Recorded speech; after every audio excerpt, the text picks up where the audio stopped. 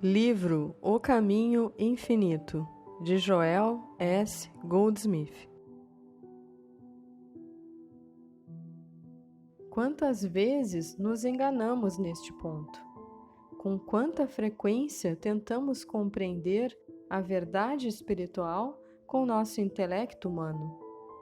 E isso leva à indigestão mental, pois que tentamos digerir alimento espiritual com nossa mente erudita. Isso não funciona. A verdade não é um processo de raciocínio e, por isso, só pode ser entendida espiritualmente.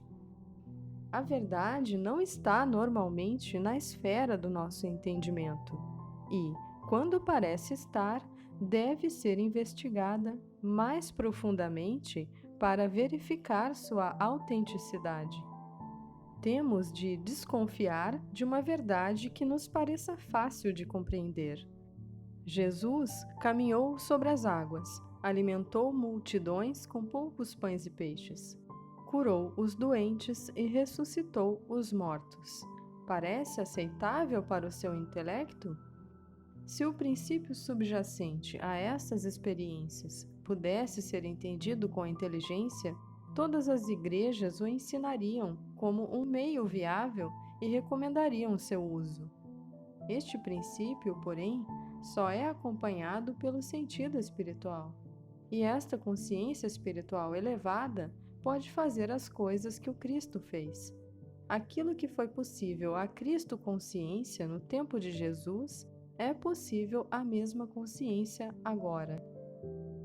Cultivando este sentido espiritual, nosso sucesso será tanto maior na proporção que abandonarmos o esforço mental e nos tornarmos receptivos às coisas que o Espírito de Deus nos ensina. Em vez de tentarmos fazer que o Espírito atue sobre nossos corpos e nossas coisas materiais, aprendamos a desviar nosso olhar desses 4 terrenos, dirigindo-o para as coisas do alto. Quando descermos novamente à terra, perceberemos que as desarmonias e as limitações dos sentidos desapareceram e apareceu mais claramente a realidade. O reino de Deus não consiste em mais e melhor matéria, nem encerra um mais rico vocabulário sobre a verdade.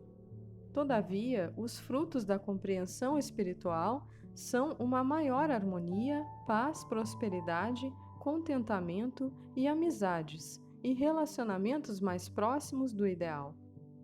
Assim compreendemos que agradecemos por isso continuamente a Deus, pois vós, que recebestes a palavra de Deus ouvida de nós, não a recebestes como palavra humana, mas como ela é de fato, a palavra de Deus que atua sobre vós, para que nela creiais. Para recebermos a palavra de Deus, ou sentido espiritual, precisamos mais sentir que raciocinar. E é a isso que a Bíblia se refere com a expressão receber a palavra no coração. Notemos que o desenvolvimento da consciência espiritual redunda em maior capacidade de intuir a harmonia do ser. Compreendemos que nem a visão, nem o ouvido, o tato, o olfato ou o paladar podem nos revelar a verdade espiritual ou sua harmonia. Por isso, tal revelação só pode nos acontecer através de outra faculdade, a intuição, que atua pelo sentimento. Até o momento, ao orar ou meditar, vinha-nos de imediato uma enxurrada de palavras e pensamentos. Talvez estivéssemos começando a reafirmar a verdade e a rejeitar o erro. É, porém, evidente que isso ocorria completamente no domínio da mente humana.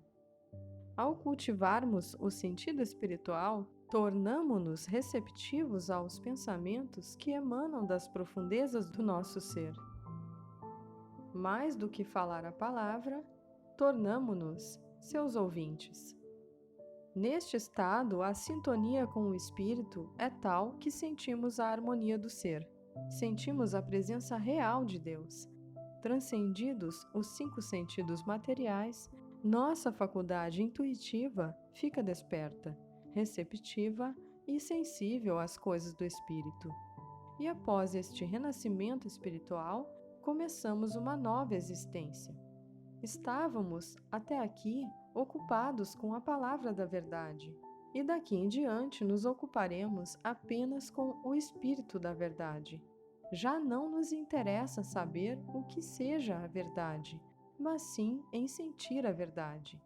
E isso conseguimos na medida em que dedicarmos menos empenho na letra do que à receptividade e ao sentir. A palavra sentir, aliás, se refere também à revelação, à consciência e ao sentido da verdade. Agora já não estamos falando da verdade, e sim recebendo a verdade. E aquilo que recebemos no silêncio, podemos falar abertamente e com autoridade. A cura espiritual é o resultado natural de uma consciência divinamente iluminada. Mas esta iluminação só nos é dada na medida em que estejamos receptivos e sensíveis a ela. É um mal-entendido associarmos a ideia de imortalidade à pessoa humana ou ao sentido individualista do eu. A morte não produz a imortalidade nem põe fim ao sentido do eu, e tampouco a continuação do humano viver leva à obtenção da imortalidade. Obtemos a imortalidade na medida em que superamos o sentido pessoal do eu, nesta vida ou depois dela. E, ao nos despojarmos do nosso ego e alcançarmos a consciência do nosso eu verdadeiro, nossa realidade ou consciência divina, chegamos à imortalidade. E isso pode acontecer aqui e agora. Ao contrário, o desejo de perpetuarmos nosso falso conceito de corpo e seu bem-estar nos amarra à morte, nos enleia na mortalidade.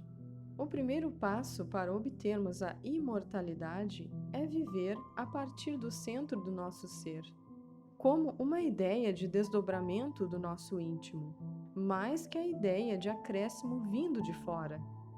É mais no sentido de dar do que de receber, de ser mais que obter. Nessa consciência não há julgamento ou crítica, ódio ou medo, e sim um sentimento contínuo de amor e de perdão. Não é coisa fácil descrever a alegria e a paz da imortalidade, pois, para aqueles que não querem abandonar seus atuais conceitos de ser, ela pode transparecer um processo de extinção. Mas não é bem isso. Ela é a eterna preservação de tudo o que é real, belo, nobre, harmonioso, gracioso, altruísta e pacífico. É a realidade trazida à luz, em substituição à ilusão dos sentidos. É o despertar da consciência da infinitude do ser individual, em substituição ao sentido finito da existência. O egoísmo e o amor próprio se vão de nós quando temos a percepção da divindade do nosso ser. Esta percepção nos ensina a ser pacientes e indulgentes com aqueles que ainda lutam com a consciência material mortal. E isso é estar no mundo e não ser do mundo.